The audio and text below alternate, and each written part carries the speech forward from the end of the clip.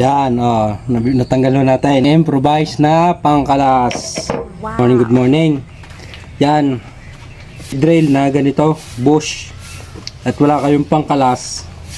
Eh napakadali lang po palang gumawa ng pangkalas na eksakto dito sa ano dahil po ibang kanyang pangkalas.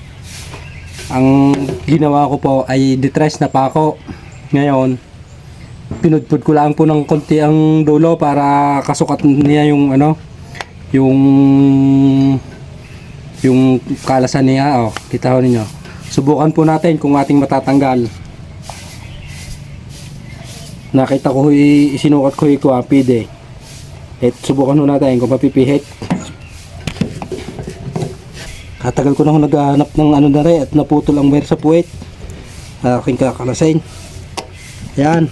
Pwede nga ho. Pwede. Naikot. So, sakto. Sakto ho yung tres na pako. Nilagyan ko lang ho ng pangkay na garne. At ng para mapipihit. Ayan. Ano na ho aring isang tornilyo.